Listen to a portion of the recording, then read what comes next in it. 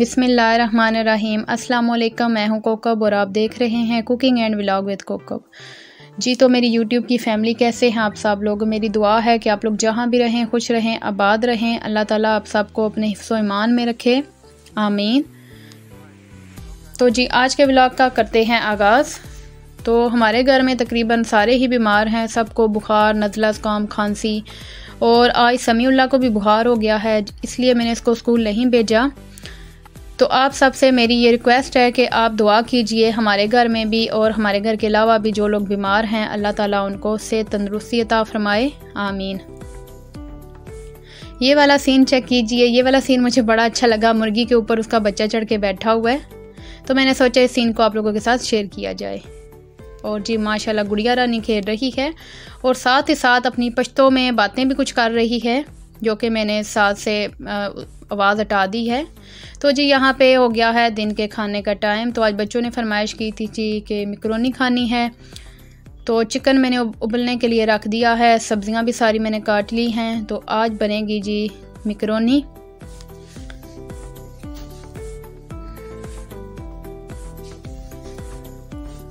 तो खाना तैयार हो चुका है, आप लुक देखिए खाने की, बड़ा ज़बरदस्त, बड़ा टेस्टी तैयार हुआ है। बच्चों की तो भाई ईद हो गई है आज के दिन। तो आ जाएं आप लोग भी जल्दी जल्दी से, क्योंकि मैकरोनी तो तकरीबन हर बंदे को ही पसंद होती है। तो आप लोग भी आ जाएं और जल्दी से खा लें। खाने के बाद जी मेरा दिल किया कि क्यों ना कुछ मीठा हो जाए। तो अम्मी जान ने बनाई थी सवैयाँ, तो मैंने सोचा कि ये खा लूँ। तो ये भी बड़ी मज़े की बनी हैं। मेरी अम्मी सवैयाँ बहुत ही मज़े की बनाती हैं।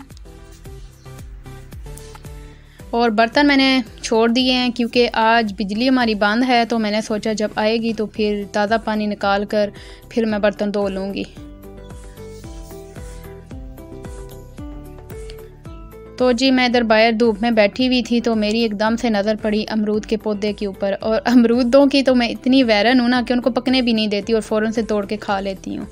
ये देखिए अभी पूरी तरह से पक्का भी नहीं है, लेकिन मुझे इतने पसंद है, मैं कच्चे कच्चे तोड़ती हूँ और बस खा जाती हूँ। तो मुझे इस तरह के ना खट्टे मीठे बड़े पसंद हैं। शाम के खाने में बनेगा जी तारा मीरा का साग। तो अभी हम तारा मीरा का साग लेने जा रहे हैं।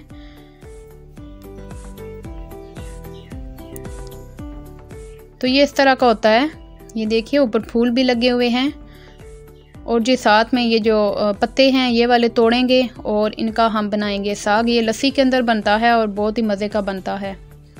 और सर्दियों में तो हम बहुत ज़्यादा ये बनाकर खाते हैं, ये वाला साग भी और सरसों का साग भी। तो इंशाल्लाह मेरी कोशिश यही है कि मैं इस साग की आप लोगों के साथ रेसिपी भी शेयर करूं, क्योंकि मुझे बहुत सारी रिक्वेस्ट आई थी कि इस साग को किस तरह से बनाया जाता है।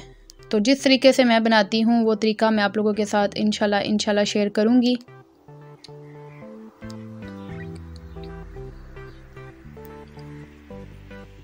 तो ये देखिए जी गंदम बड़ी प्यारी लग रही है,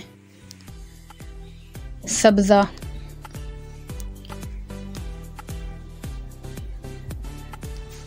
तो अभी हमने साग तोड़ लिया है और अभी हम घर की तरफ जा रहे हैं। तो उम्मीद करती हूँ आप लोगों को मेरा आज का छोटा सा व्लॉग अच्छा लगा होगा। मेरी वीडियो को लाइक कीजिए, कमेंट कीजिए और दोस्तों के साथ ज़रूर शेयर कीजिए।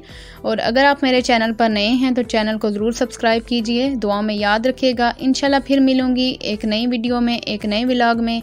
तब तक के लिए आप अपना और अपने प्यारों का बहुत सा ख्याल रखिएगा। अल्लाह हाफिज़।